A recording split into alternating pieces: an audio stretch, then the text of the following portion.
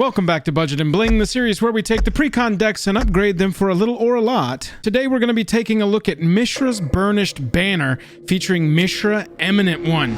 Got some artifacts that are turning into creatures, going to swing them at our opponents' faces and hopefully win the game. We're going to take a look at some budget additions that I would make. We're going to take a look at some Bling additions that I would make, and then I'm also going to show you what I would cut from the deck to make room for these cards. Let's get into it.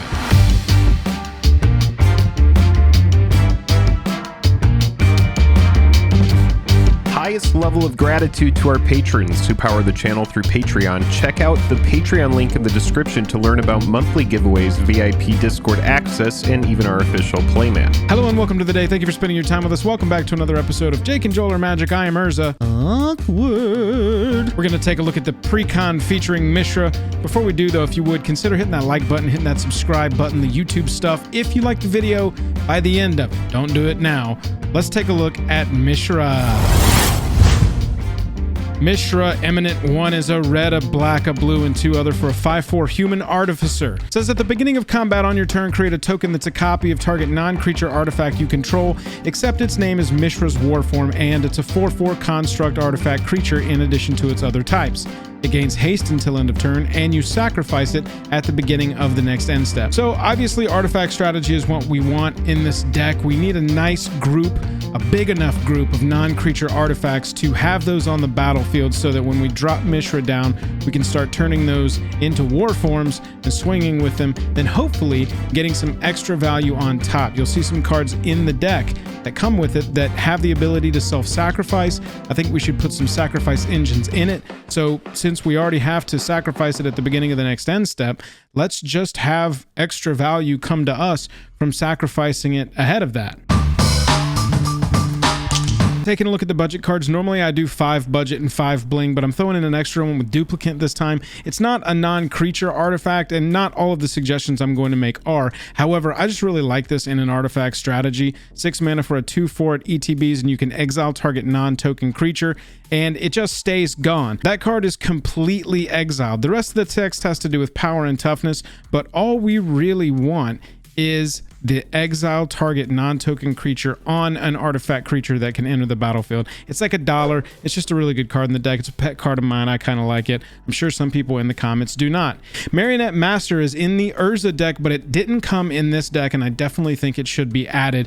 When it ETBs, you can fabricate 3, and normally you want to put all 3 of those counters onto Marionette Master so that its power is 4, because whenever an artifact you control is put into a graveyard from the battlefield, target opponent loses life equal to Marionette Master's power. We're going to be sacrificing those 4/4s. Those 4/4s, even though they are tokens, do count as an artifact you control going into the graveyard. They just disappeared after that.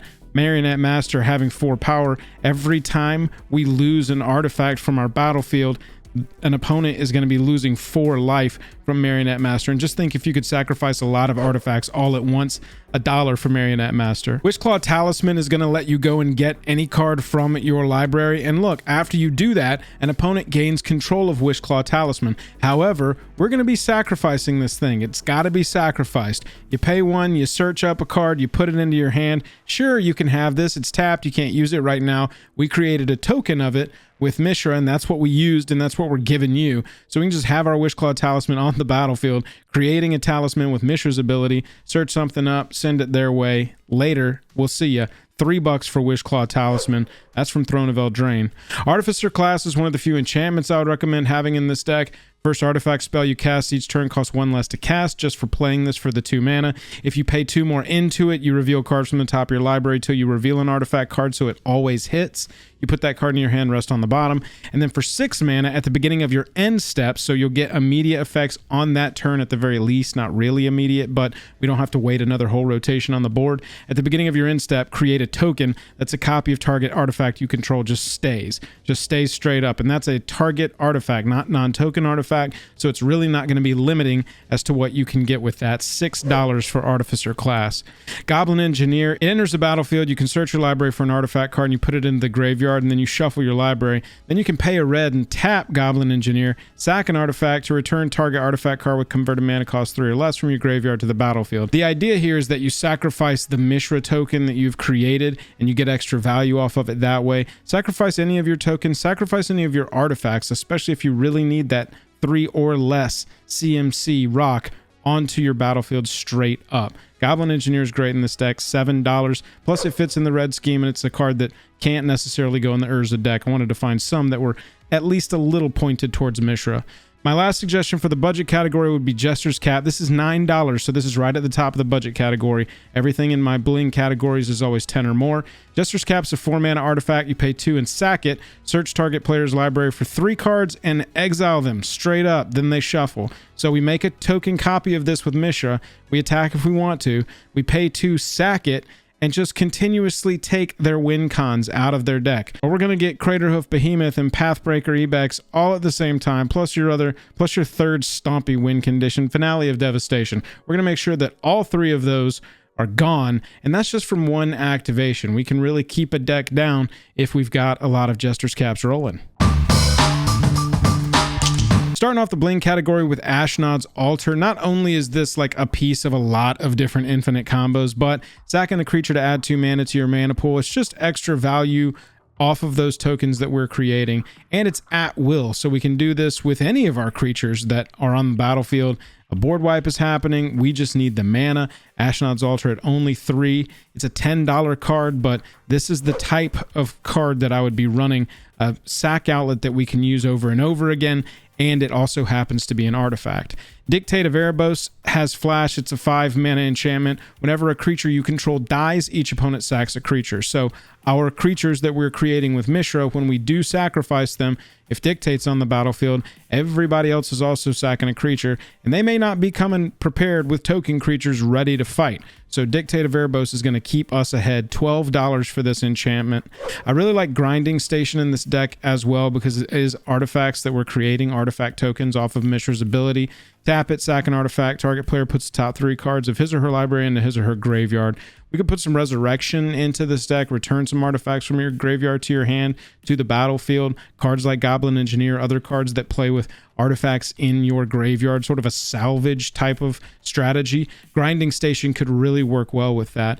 Plus, you can, whenever an artifact comes into play, you can untap Grinding Station. You can just get this flicking multiple times per turn pretty easily. And Grinding Station's also part of many infinite combos if you eventually want to take the deck that route and go really over the top with the power level there. $27 for Grinding Station. I like Mox Opal in this deck. Like, why wouldn't you, right? It's a 0-cost legendary artifact that can tap to add a mana of any color as long as you control 3 or more artifacts, which you're going to. There's a lot of cheap artifacts in this deck already. A lot of cards like Spell Bombs that have that built-in sack that I was talking about, so that they in and of themselves can have a token of them created. It's a 4/4. They can sack itself to have some ability. Regardless, with all the mana rocks, all the cheap rocks rolling around in this deck, low CMC artifacts, Mox Opal is definitely got a spot in this list. $65 for Mox Opal currently. Then we're going way over the top. This is not the paper version that you would be able to get, but it's the easiest version to read, so that's the one I grabbed for this video. It's Mishra's Workshop. It's on theme. It's got the name of our commander on the land, and you only have to pay $3,400 to get it. It taps to add 3 to your mana pool. You can spend this mana only to cast artifact spells, but who cares? That's what we want. 3 mana on 1 land to cast all of our artifacts, which is like half of the permanents in our deck. More than half of the permanents in our deck. It's like half the cards in our deck. Mishra's Workshop. Proxy yourself up a copy of this one. This is a very good card in this deck. As far as cuts, I would make Geth, Lord of the Vault. This is a card that I've never been able to play well. It's never really worked for me. I always see this card in precons and I take it out. 6 mana is clunky, 5/5's clunky, Intimidate, it's just kind of a fine card. I do like the putting an artifact or creature card with mana value X from a graveyard onto the battlefield, but it's got to be your opponent's graveyard. I don't want to count on other people. I think that's a big reason that I really just don't ever like Geth, so I would cut it. Silas Wren, I would cut and then build another commander deck around Silas Wren. It's got Death Touch, and whenever it deals combat damage, you can choose an artifact card in your graveyard and you can cast that card this turn. Unless there's the threat of this persistently returning like it would be if it was your commander, I don't think many people are going to have a hard time choosing, okay, I'll just lose my 3/3 to get rid of Silas and not have to deal with repeatable recursion. I think that's the right choice there. You know, I just don't want to have to deal with that unless it's actually my commander. Workshop Elders is dope, except it's 7 mana and I don't want to cast it. 4/4 for 7 Okay, artifact creatures you control have flying. Okay, that's not bad. It's pretty solid. This could be a possible win con. And then at the beginning of combat on your turn, you can have target non-creature artifact you control become a 0/0 artifact creature if you do put 4 +1/+1 counters on it. So that's pretty sweet too. It could help you build a line. I've always found this card way too expensive to cast, way too clunky, and it just, you know, is not where I want to be with my strategies. I would like to play more artifacts if possible. Factor Fiction is one of my least favorite draw spells. That is everyone else's favorite draw spell, if that tracks for you. It's a really good card, don't get me wrong. Honestly, most of the cards in this precon are really good. It was kind of a struggle to come up with 10 to cut for my suggestions because the deck is just really well made. Precons these days are getting tough. They're getting really solid. Great cards right out of the box. I'm just telling you what my 10 cuts would be because they're like cards I personally don't like and trying to explain why I don't like them. I don't like giving my opponents options. That's pretty much it with Factor Fiction. I want everything in my hands. I want to make the decisions. I don't like that. Mirror Works, 5 mana, do nothing. You got to play another artifact onto the battlefield. Okay, it's doable. I'm sure everybody's got a great Mirror Works story. Then you pay 2 on top of that. I mean, come on. This is just kind of slow, kind of clunky. It's fine. Again, you could leave it in, and I'm sure it performs for you one time. Dreamstone Hedron, big ol' mana rock. The idea, I think, here was play this. You can make copies of it with Mishra's ability. 4/4, swing, pay 3, sack, draw 3. Solid, not bad. It's just got to get onto the battlefield. And there's a lot of mana rocks in this deck already. For real. There's so many mana rocks. I also suggest let's just cut Hedron Archive. Go ahead and get down in the comments. Yell at me for cutting Dreamstone Hedron and Hedron Archive, or how I'm pronouncing Hedron. I don't know how to pronounce that word. 4 mana, tap to add 2. Again, I think it's the same kind of thought here. Create the token with Mishras, sack it, draw 2 cards. Boom. There's too many mana rocks already in this deck. I want to declunk it a little bit. Servo Schematic, really low to the ground, not super clunky, but just very low impact. ETBs is put into a graveyard, create a 1/1. So you could use Mishra's ability, create it. It creates a 1/1. When it dies, it creates another 1/1. Starts working your artifact creatures up really hard. I just don't know that creating 1/1s like 2 at a time is where I want to be if we've got Mishra on the battlefield. I want some cool effects. I want to draw cards. I want to destroy things. I want to clear the way for my attackers. You know, that's what I want to be doing. Not just kind of gunking up the board a little bit. Gunking up the board can work sometimes. I just don't like it in this one. Wayfarer's Bauble, again, it's one of those you can copy and then it's got a self-sacrifice thing built in. Go get your basics. In this 3-color deck, as you work to upgrade this, you're going to have fewer and fewer basics. You're going to have less and less impact out of a card like Wayfarer's Bauble. It's just why I would cut it. And then there's 37 lands in this deck, and with all of the ridiculous mana rocks, even though we cut 2, I still would cut an island.